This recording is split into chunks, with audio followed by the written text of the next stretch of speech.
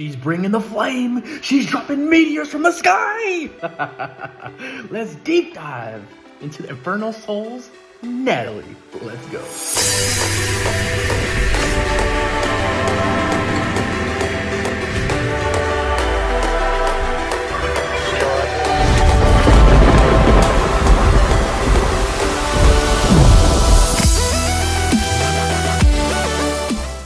Yo, what's going on, Hero Clash? Welcome back to a brand new video.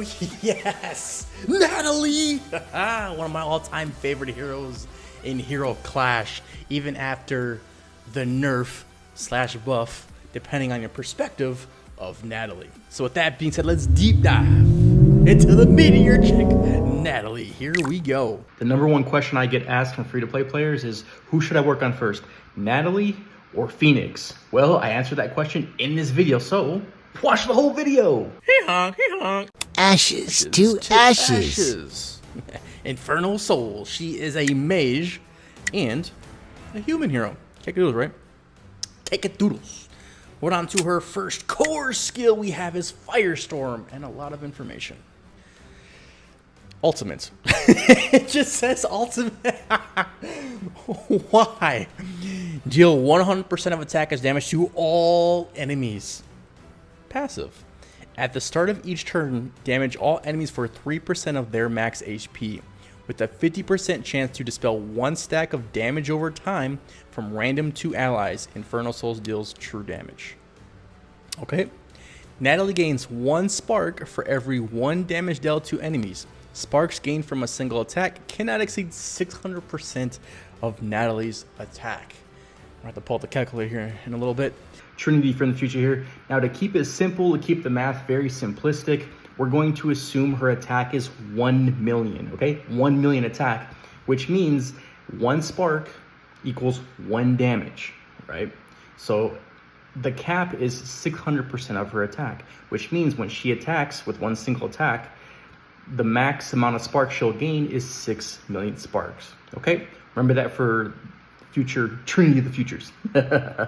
Level 2, increase ultimate damage to 150% of attack and damage at the start of the turn to 4% of the target's max HP, with a 50% chance to dispel 1 stack of damage over time from 4 random allies.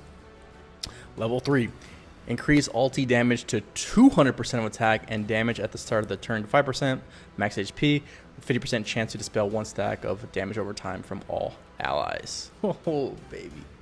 She's a beast. She is. Trying to tell y'all, everyone's sleeping on her. There's certain individuals in Hero Clash, oh, she's garbage, she's garbage. But they can never face her in the Crucible because they can't get past the Phoenix. Whenever anyone does face my Natalie, they get decimated, crushed. She is precarious, yo. Dangerous. Moving on to Fiery Domain. Natalie's basic attack deals 100% of attack and damage to 3 random allies. Level 2, increase damage to 125% of attack, and level 3, increase damage to 150% of attack. Natalie gains 20 attack. Natalie gains 20% attack for each enemy that dies. Oh, what? Dude, I didn't know this. Oh, snaps. I didn't know that. I learned something new, and she's one of my favorites. Stacks up to 5 times. What?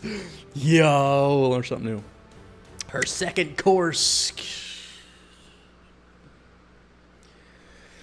Oh, man. Flame Demon's Descent. Summon a Flame Demon at the start of the battle. The Flame Demon deals 150% of attack plus 50% sparks as damage to the primary target at the end of each turn, along with half the damage dealt to the primary target to other enemies. Damage caused by sparks to the primary target cannot exceed 2,000% of Natalie's base attack, while damage caused by sparks to others' targets cannot exceed 1,000% of her base attack. In PvP modes, damage inflicted by the Flame Demon will deplete the stored sparks. There's just too much math going on here. Long story short, what it's trying to say is you want to increase her base attack as high as possible because you are capped at that 1000% and 2000%. That's pretty much what it's saying. Remember, it says in PvP modes that she'll minus sparks if she takes damage, which means you need to protect her, put her in the back row, get some damage reduction, get some deflection, or which we'll get to that part in the end of the video. However, she's capped, which is pretty much her downfall and not being the best hero. Literally because of the percentages. It sucks.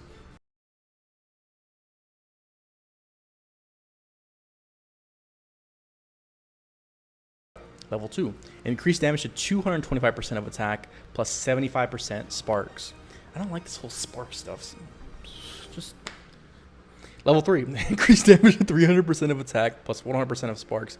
Damage caused by sparks to the primary target cannot exceed 3000% of Natalie's base attack, while damage caused by sparks to other targets cannot exceed 1500% of her base attack. Okay?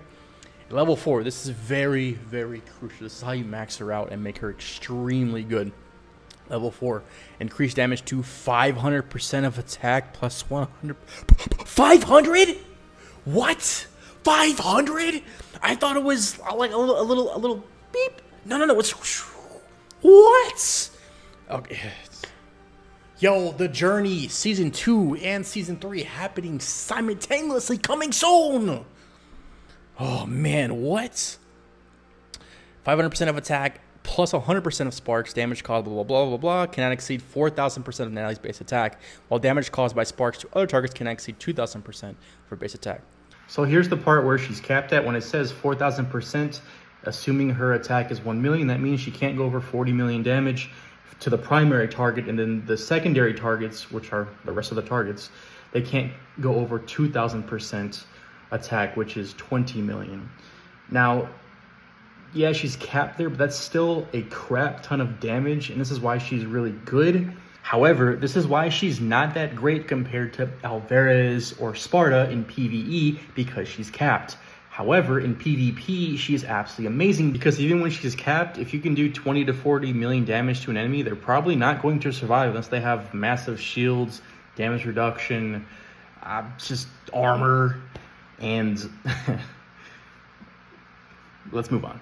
Unlock Edition, 9 exclusive legendary relics. What? Yo. Wow. That is... I need to get 9 legendary relics on her to make her extremely OP. Moving on to Soul Guard. When Natalie's HP falls below 70% for the first time in a turn, the Flame Demon consumes sparks to mitigate incoming damage, consuming 4 sparks for each 1 damage negated, 25%. That hurts my head. The Flame Demon cannot mitigate damage if it runs out of sparks, and can mitigate damage up to 30% of Natalie's HP per turn. Okay? Level 2, reduce damage mitigation cost to 3 sparks per damage, 33%, and increase the mitigation cap to 50% of Natalie's HP. Level 3, reduce damage mitigation cost to 2 sparks, 50% of damage, and per 1 damage, and increase the mitigation cap to 80% of Natalie's HP. When Natalie would take fatal damage, the Flame Demon absorbs that damage on her behalf and leaves the battlefield. During this period, Natalie is unable to perform active attacks, ignore all damage received, and cannot be targeted while there are allies on the battlefield. The Flame Demon responds after 2 turns. This effect can only trigger once per battle. Honestly, this effect right here, this portion, her shield, her invincibility is extremely OP, because just I've had games where the enemy Phoenix or Alvarez would just end up targeting her. It happens, and then that shield pops up, boom, and you know, the rest of her team's able to carry her to get the demon back out. And then here comes the meteors. Oh yeah. So pretty much what it means is when she drops below 80%, that means the little flame demon next to her is going to start absorbing damage, but only at the cost of sparks. And when I said 50%, I mean if her cap is 6 million sparks, that means she can only, or the demon can only take 3 million damage away before there's no more sparks. Okay, so yeah. Level 4. At the start of the battle, the Flame Demon gains sparks equal to 30% of Natalie's max HP. Ooh. See right there? Yeah, see. That right there is interesting. Because if you have level 4 activated, which we do, it kind of pushes you. Wait, 3 legendary relics to activate that. And it kind of makes you want to increase her HP, so you get those sparks. However, she is a very versatile type of hero. You can make her truly, truly offensive, or you can make her truly, truly defensive and still be really good, okay? And I'll show you all that here in a second. Her awakening skill, basic attack increase attack by 15% and skill damage by 50% for 2 turns. Cake-a-doodles. Moving on to, here we go again with the Reading Rainbow. Flame Mastery, which is her exclusive gear skill. Level 1, the Flame Demon gains 1.2 sparks for every 1 damage dealt by Natalie. There goes some math. Level 10, 1.4. Level 20, 1.7. Level 30, 2 sparks for every 1 damage dealt by Natalie. After absorbing fatal damage, the Flame Demon will respond immediately at the end of the turn and grant Natalie 40% damage reduction.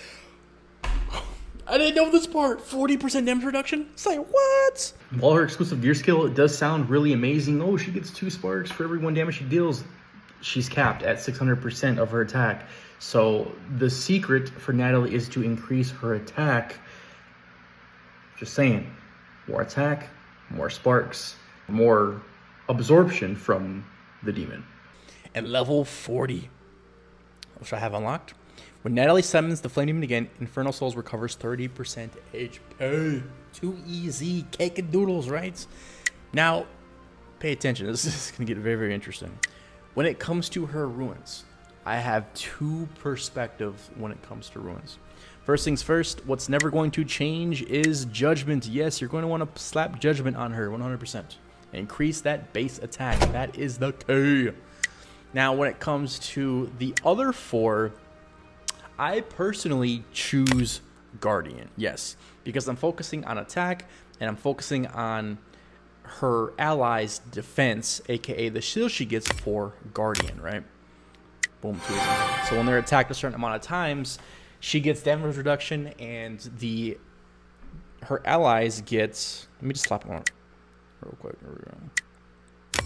And her allies get a shield, which, as you can see, they grant a shield equal to 250% of attack to ally heroes in the same row. Can only trigger once per turn. Okay? So if her attack is 1 million, that means she's granting 2.5 million damage shield to heroes in the same row. So if you have the specific correct heroes as her allies, it's... Oh, man. Okay, so we already have an extremely high... So we already have an extremely high attack when we get everything equipped. However, that's why I choose Guardian, okay? I'm going half attack, half defense.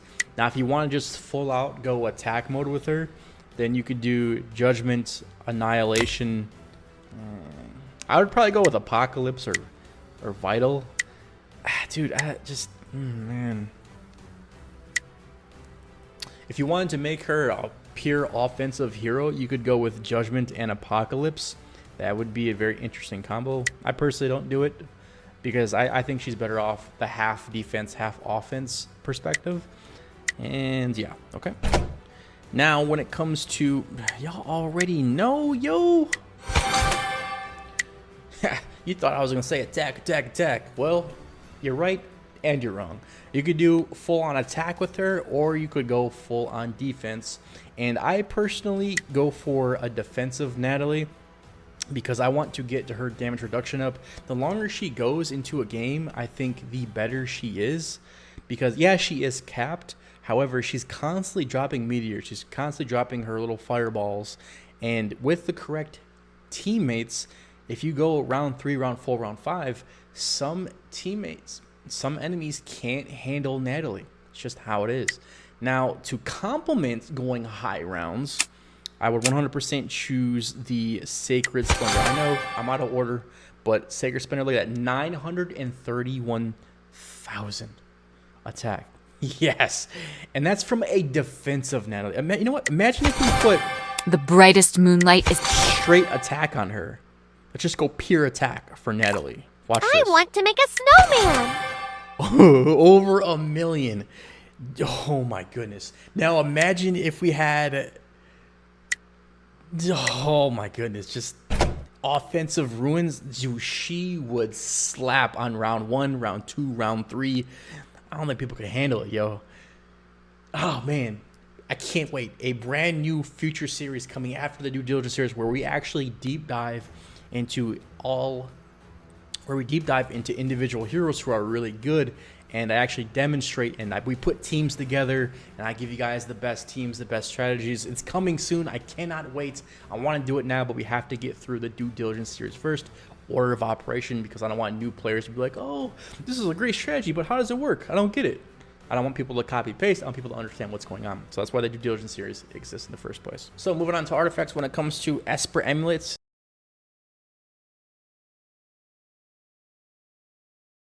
so moving on to Holy Praise, you already know, 100% Sacred Splendor. Now you could go with a dodge type vibe, which is Holy Wings. It's absolutely phenomenal. It's absolutely phenomenal if you want her to go extremely long rounds, plus 5, 6, 7, 8, 9, 10 rounds. However, I found a better spot for the wings, so I go with Sacred Splendor. As long as you have the correct artifacts, keeping in mind who her allies are. That is the biggest secret when it comes to Natalie. If you don't have the correct allies, you're only hurting yourself tremendously, you know, and you'll see it if you use the wrong heroes. Okay, now moving on to good old Abyss.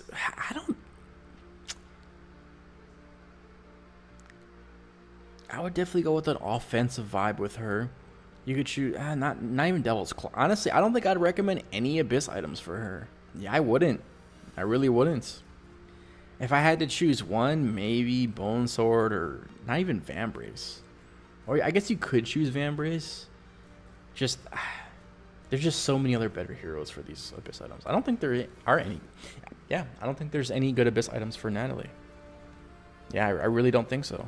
Like, you can make argument for any offensive one, but there's not one that's like, oh man, 100%, I need this for her. No. You know, I compare this to the equivalent of Dragonic. You know, when you see Dragonic, you think automatically Spirit Song Necklace. That is his necklace, 100%. He is the best hero in the game for it. However, I don't think Natalie has an Abyss item or any item that's like, oh, that's for her.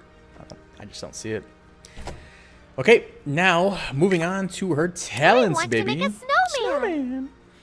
Legendary talents, 100% Shadow Assault or Persistent Strike. Moving on to Mythic talent, 100% Weak Points. I don't see anything else. You could argue Fatal Blow if there's not that much armor on the enemy team, but I would go with Weak Point.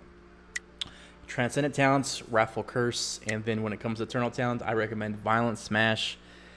You could argue Rapid Circulation or Soul Gaze. Like I said, it all comes down to what ruins, what artifacts you have, and they really play a huge factor into working together like a puzzle. It's just that simple, right? So you'll be seeing her more in the future, going over specific strategies and how everything works together. Okay. So my final thoughts when it comes to Natalie. Now, I know the number one question, who should I build first, Natalie or Phoenix? I'll answer that in a second. However, Natalie is one of those heroes where you have to know how she functions, how she acts, how she reacts with different allies, because she's one of those versatile heroes where you can go half offense, half defense, and depending on what you choose, depending on which allies you choose, will literally determine all your artifacts, will determine all the armor, will determine all the talents you choose. Everything will change based on one little change, okay? So the dying question, the age-old question, Phoenix or Natalie first, I have two answers. As a free-to-play player, it all depends on what the game gives you. If the game keeps giving you Natalie and you get it up to Legendary, you might as well just finish her out real quick, right?